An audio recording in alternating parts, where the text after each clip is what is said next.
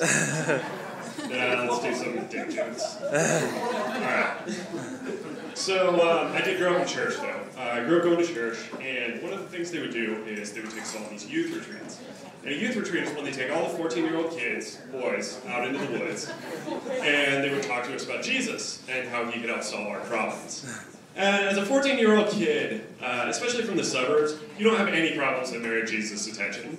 There's no mortgage, you don't have any bills to pay. You have one thing that stresses you out, and it's creating opportunities to jerk off. Now, that's not a problem that you want Jesus' help with. At 14, Satan is definitely in control of that whole show.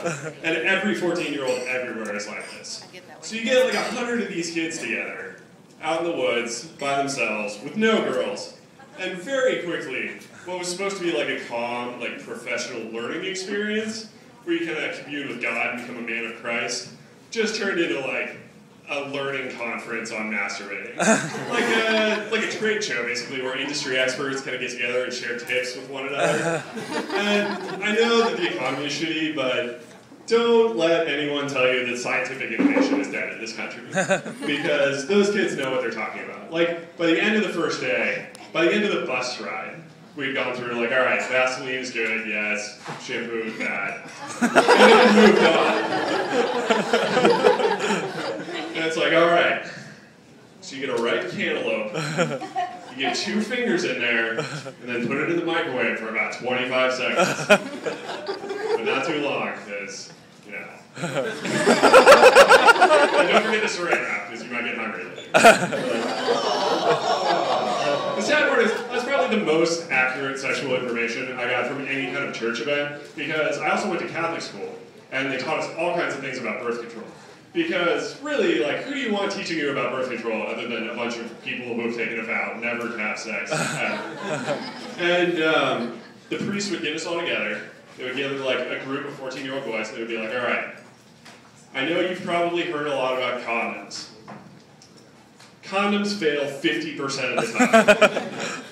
Here's another one. If you guys have sex with a woman who is not your wife, if you just touch her with your penis, you don't even have to have sex with her. Both of you will get AIDS. That's right. And she gets pregnant on top of that. She's actually pregnant with AIDS.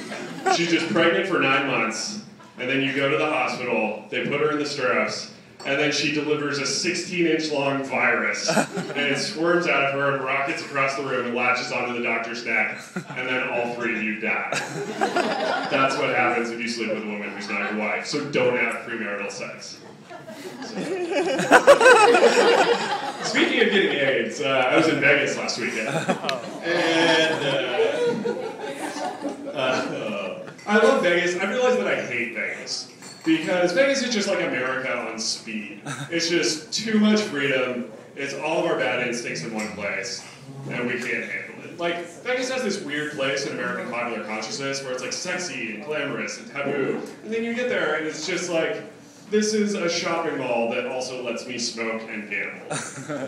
Which is fine, like there's nothing wrong with that. That is kind of like the end of the American ideal, which is just do whatever you want as long as you're not hurting anybody else. That's freedom. But the problem with Vegas is that most people have interpreted that freedom to be, I'm going to be 400 pounds and wear my XXL Mickey Mouse t-shirt down to the casino floor and spend all my insulin money on Twilight-themed slot machines, and that is my fucking constitutional right, and you are not going to stop me. But I feel like George Washington and the Founding Fathers would be super disappointed if they found out that that was what we did with their freedom. Like, you take George down to the Bellagio pool and just show him this ocean of horrible tattoos and leathery cocktail waitresses and gonorrhea. And you're just like, this is it. This is what we accomplished with 250 years of the precious freedom you bought for us. And he's like, so I raised a citizen army of farmers, and we defeated a professional army of the greatest empire in the world. And you're telling me that you use this to build a fiberglass pirate ship where you can gamble on the outcome of a little ball that goes around a wheel. Fuck it, I'm joining Al-Qaeda. I do love gambling though, but I can't gamble anymore because the economy's so shitty. Topical. Oh, the economy's so shitty. here's how you know the economy is actually fine. First of all, I'm alive. Now, I'm 26 years old, I can barely read, and I have a full stomach of food right now, so we're doing okay. Not only that, like, if you put me in any other country under those circumstances, I would be dead in 24 hours, and the natives would be using my body like the Sioux used the buffalo, just building houses out of my bones. The other way that you know that the economy's fine, when you're hearing that the economy's terrible, you're finding this out from a television in your own home where there's running water. And the person telling you this on CNN is wearing a $4,000 suit and he's sitting on the 80th floor of a goddamn skyscraper. So consider your benefits. Like, here's when you can complain. If there's a nuclear holocaust and somebody comes riding his motorcycle out of the wasteland like the Road Warrior, and you gather your band of radiation-mutated survivors around you, and you're like, "Traveler, what news from the outside?" And he's like, "Things are bad." And maybe you can complain. But, so pornography has destroyed me, but like in a fun way. Because, I'm part of the first like internet generation, so we were like the first group of kids, boys, who like had access to internet porn. And the thing with internet porn is that it desensitizes you in a way that you're not really expecting.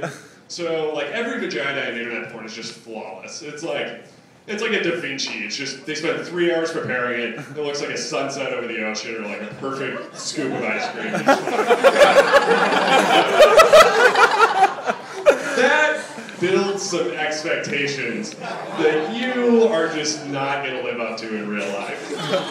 So, I mean, at 17, like, I had just 1,000 vaginas in this bank up here, so I kind of knew what I was dealing with. I thought I was going to, I thought I knew what to do when I got to my first rodeo. And so the first time, like, I get this poor girl's pants off, and it was just like, you got,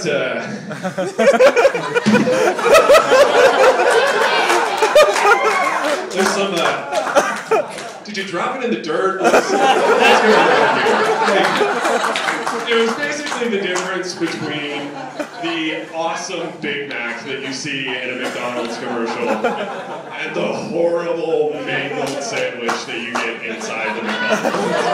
Just meat and cheese everywhere. There's some lettuce. It's just like, the guy dropped it on the floor. Here you go. But I mean, in my case, like, the reaction was the same both times, which is, God damn it, I paid $5 for this and I'm gonna fucking eat it.